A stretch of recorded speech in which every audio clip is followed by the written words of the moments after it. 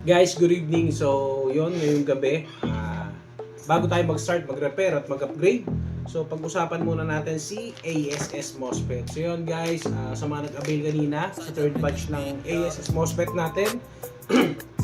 So, maraming salamat po. Sold out siya sa loob lamang ng 3 oras. Anyway, hindi naman ganun karami yung stock na dumating. Pero at least, salamat pa rin at sold out tayo today. So, yun na nga. Doon tayo sa topic natin tonight. Doon sa ASS MOSFET. So, yun guys, sa lahat na nag-avail, meron po akong ipapaalala sa inyo. So, itong bagay na to is napaka-importante, lalong-lalo na sa pag-install nyo ng MOSFET. So, kanina, nag-message sa akin yung isang kaibigan natin from Davao. So, isa rin siyang gunsmith na umorder ng ASS MOSFET sa atin isang araw. So, shoutout sa iyo, Sir Bijik ng The Rabbit Hole Hobby Shop. Yan. So, yun. Maraming salamat sa iyo at ikaw nagpaalala sa akin ng bagay na to. So, nung nakaraan kasi guys, nag-install din ako ng MOSFET sa 155 na spring at nag-try tayo sa 165 na spring. Then, doon ko naramdaman na umiinit yung wirings niya at yung MOSFET. So, dinisregard ko yun kasi inisip ko normal kasi may tumatakbong kuryente. Pero, nagtaka ako nung ginamitan ko siya ng mas malakas na battery. Yeah, gumamit tayo ng 50C, 100C discharge. Hindi naman siya umiinit. Then, hanggang sa lumipas ng ilang araw, hanggang sa dumating na yung MOSFET kay Sir Bijik ng The Rabbit Hole Hobby Shop. At yun na nga, nasubukan niya at naikwento niya sa akin yung nangyari. So, sabi niya, umiinit daw sa 155 na spring no wire. Then, napaisip ako bigla. Kaya yun guys, nag-research tayo at eto yung nakita natin. Yun. So, nalaman natin yung dahilan kung bakit. Yan.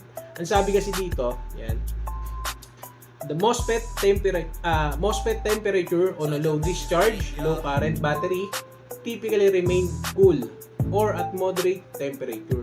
Not exceeding 65 degrees Celsius in normal environment. So, however, eto na, overheating can occur if the MOSFET is not fully turned on due to insufficient gate voltage even at low current level. So guys, yun, doon na. May chance pala talaga na uminit ang linya tsaka ang MOSFET kasi hindi siya fully turned on dahil sa low voltage or low current level ng kuryente.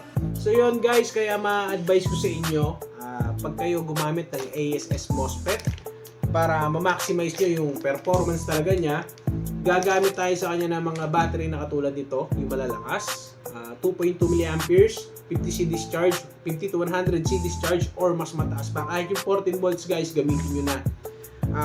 Iwasan nyo yung mga ganito na, yan, tulad nito, 11.1 volts, 25C, then 1,100 mA lang. So guys, sa Lazada, may nabibili na murang lithium polymer battery na mataas ang discharge rate, pati milliamperes, nasa 28 milliamperes, then 30C discharge.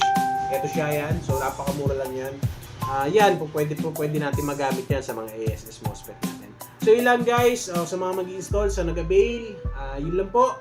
Maraming salamat po ulit. So yun, pwede na tayo mag-start. Yun lang naman yung bagay na gusto ko ipaalala sa inyo para maiwasan natin yung problema sa ASS MOSFET na nabili nyo. So yun lang po ulit, maraming salamat.